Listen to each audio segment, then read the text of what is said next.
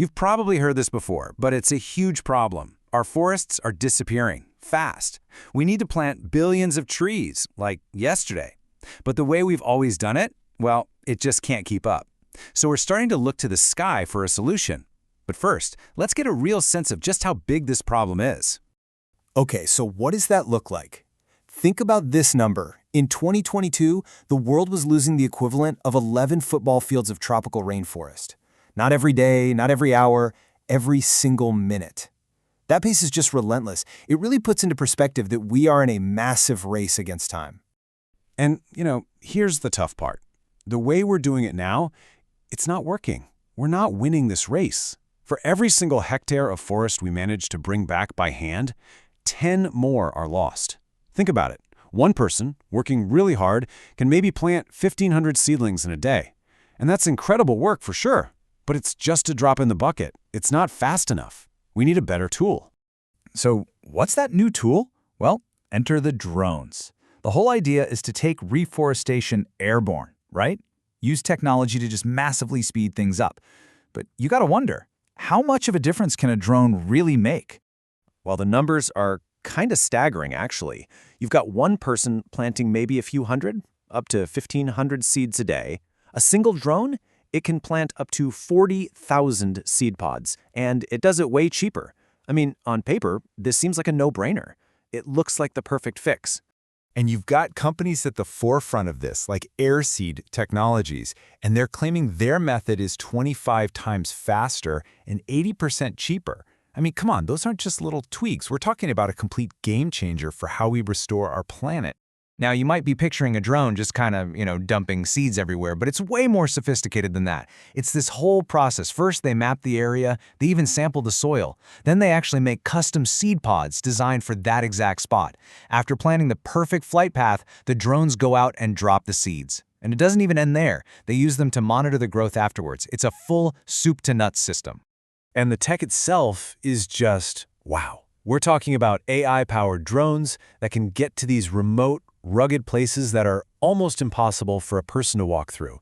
And they're not just dropping seeds, they're firing these special seed pods, each one engineered for the best possible chance to grow. It seriously feels like something out of a sci-fi movie. Okay, so everything sounds amazing, right? Fast, cheap, high-tech. But this is where the story takes a big, unexpected turn. Because for all this incredible technology and speed, something on the ground is going really, really wrong.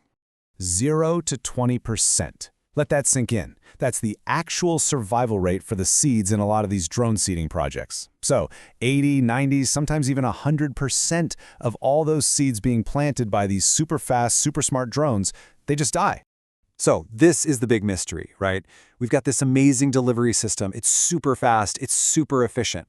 But what's the point of planting 40,000 seeds a day if almost none of them turn into actual trees? Why is this incredible solution failing so badly?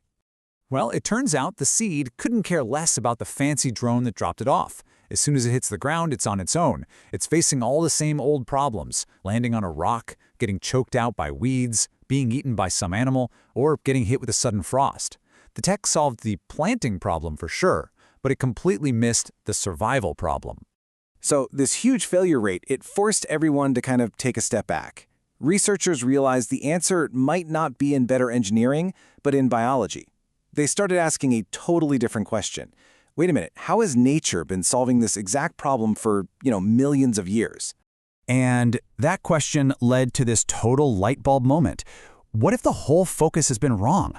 What if, instead of trying to build a better drone to plant a normal seed, we built a better seed for the drone to plant? And that's where this amazing field of biomimicry comes in, basically learning from nature's genius. So what's nature's secret weapon? It's a substance with a kind of weird name, mucilage. It's basically this natural, gooey, gel-like stuff that some seeds make when they get wet. If you've ever soaked chia seeds or basil seeds and seen them get all gelatinous, yeah, that's mucilage. And this stuff isn't just some random slime. It's like a high-tech survival kit built right into the seed. That gel layer, it's like a tiny personal sponge holding onto water. It also gets sticky, which helps glue the seed to the soil so it doesn't just blow away. And get this, it can even form a barrier to protect it from being eaten. It's absolutely brilliant. So now, researchers are taking this idea and just running with it. They're figuring out how to take this mucilage from plants that make it naturally and use it to create these eco-friendly coatings for seeds that don't have it. They're essentially giving these unprotected seeds their very own superpowers. And that brings us to the big takeaway here. What we're really seeing is this perfect combination, this marriage of two worlds. You've got the incredible speed and scale of our tech blended with the ancient, proven wisdom of nature itself. And really, that's the heart of it. The future here isn't tech versus trees. It's not a choice between one or the other. It's about using our best technology to help execute nature's best strategies. It's a partnership, not a fight. Because at the end of the day, success isn't about how many seeds we can shoot out of a drone per hour, right? The real measure of success is how many of those seeds actually grow up to become a healthy, thriving forest. The whole goal has to shift from just planting to ensuring survival. So, I'll leave you with this idea. This whole story is about more than just drones and seeds, right? It's this powerful lesson about being both innovative and humble. And it really makes you wonder, doesn't it? What other huge problems could we solve if we just stopped trying to conquer nature and instead just started asking for its advice?